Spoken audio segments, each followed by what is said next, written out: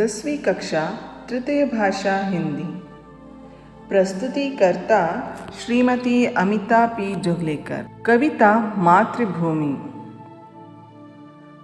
सारे जहां से अच्छा हिंदुस्तान हमारा, हम भारतीय हैं इसका हमें गर्व है। भारत संसार में जाने जाने वाला एक अनोखा देश है। इसकी सांस्कृतिक देन अभूतपूर्व है। उन्नति के पथ पर बढ़ने वाला इस देश की महिमा अपरंपार है। कक्षा 10वीं के छात्रों के लिए एक देशभक्ति पर आधारित कविता है मातृभूमि, जिसका रचयिता है श्री भगवती चरण वर्मा। इस कविता द्वारा हमें मातृभूमि की विशेषता का परिचय देते हुए सबके मन में देश प्रेम की भावना जगाना चाहते हैं। तो बच्चों, आइए चले देखें और सुने इस देश की अनोखी दास्तां श्रीमती वाणी हर्डीकर जी के मधुर कंठ से।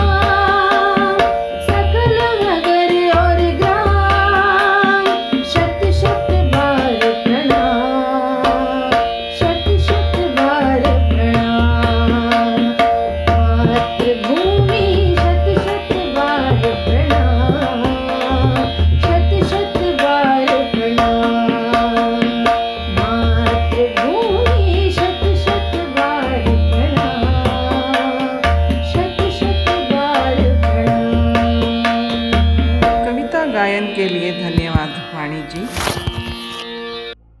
इस कविता में कवि मातृभूमि की विशेषता का परिचय देते हुए छात्रों के मन में देश प्रेम की भावना जगाना चाहते हैं। तो हम भगवती चरण वर्मा जी के बारे में छोटा सा परिचय प्राप्त करें। भगवती चरण वर्मा, ये जो भाव चित्र आप देख रहे हैं भगवती चरण वर्मा जी का है। कवि भगवती चरण वर्मा जी का जन्म 30 अगस्त 1903 में उन्नाव जिले के शफीपुर गांव में हुआ था।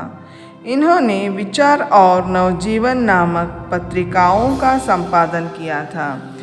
इनके प्रमुख उपन्यास इस प्रकार हैं: अपने खिलौने, पतन, 3 वर्ष, टेढ़े मेढ़े रास्ते, युवराज चुंडा आदि। मेरी कविताएं, सविनय और एक नाराज कविता, ये इनकी कविता संग्रह हैं। मेरी कहानियाँ, मोर्चाबंदी तथा संपूर्ण कहानियाँ, ये इनकी कहानी संग्रह हैं। इनके प्रमुख नाटक हैं मेरे नाटक, वसीयत। चित्रलेखा उपन्यास पर 2 बार फिल्म निर्माण हुआ है। भूले बिसरे चित्र पर इन्हें साहित्य अकादमी से सम्मानित किया गया। 5 अक्टूबर 1981 को वर्मा जी का देहांत हुआ।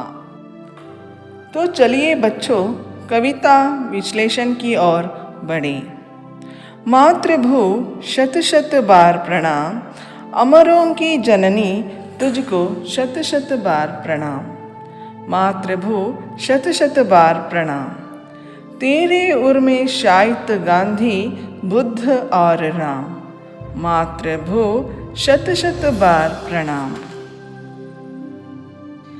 देखिए बच्चों, कवि पहले अनुच्छेद में भारत माँ को अमरों की जननी कहा है, क्योंकि अंग्रेज़ों को भारत से भगाकर स्वाधीनता दिलाने वाले गांधी जी पिता के वचन पालन करके 14 साल वनवास के लिए गए श्री राम और अहिंसा के जैसे अच्छे तत्वों को बोध कराए गए गौतम बुद्ध, इन जैसे महाविभूतियों ने दूसरों के लिए अपना जीवन का बलिदान देकर भारत माता के गोद में सोए हुए हैं, अर्थात अमर हो गए हैं।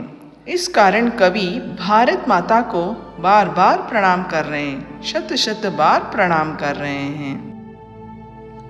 हरे भरे हैं खेत सुहाने, फल फूलों से युक्त वन उपवन। तेरे अंदर भरा हुआ है खनिजों का कितना व्यापक धन। मुक्त हस्त तो बांट रही है सुख संपत्ति धन धाम। मातृभू शत शत बार प्रणाम।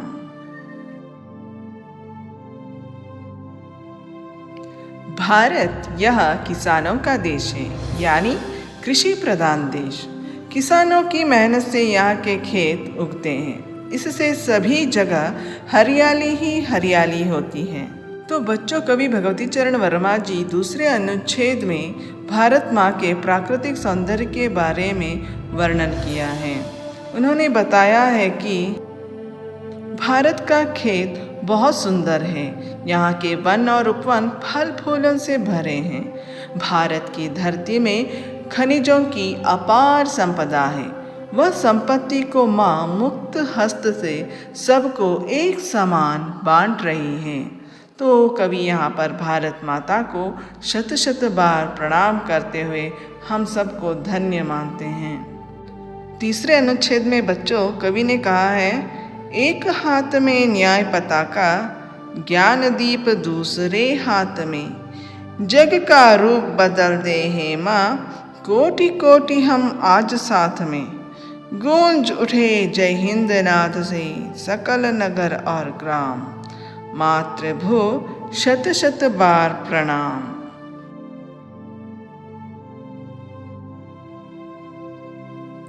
तीसरे अनुच्छेद में कवि भारत माता का स्वरूप का वर्णन करते हुए कहते हैं कि हे माँ, तुम्हारे हाथ में जो न्याय पताका है वह हम सबको एकता की ओर ले चलता है।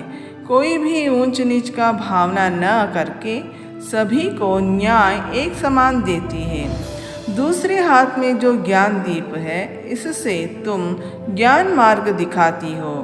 अर्थात कवि कहते हैं कि हे माँ, हमें अंधकार से दूर करके सही रास्ते पर चलाती हो, इससे सारे जगत का रूप बदल दो। हे माँ, हम कोटि कोटि लोग आज तुम्हारे साथ हैं। तुम्हारे इस न्याय और ज्ञान का तत्व सारे नगर ग्राम में जय हिंद नाद से गूंज उठे। हे माँ, तुम्हें शत शत बार प्रणाम है। इस तरह से कवि ने हमें बताया है। तो देखा ना बच्चों, कवि भगवती चरण वर्मा जी ने माँ को अमरों की जननी क्यों कहा है, और यहाँ के जो प्राकृतिक सौंदर्य किस प्रकार है, यहाँ की जो संपत्ति है उससे माँ किस प्रकार से सभी को मुक्त रूप से वो बांट रही है। और तीसरे अनुच्छेद में कवि ने ये भी बताया है कि माँ का स्वरूप कैसा है। आशा करती हूँ बच्चों मेरी यह कविता पाठ आपके समझ में आया होगा। तो हम फिर मिलेंगे बच्चों, तब तक के लिए अलविदा। जय हिंद, धन्यवाद।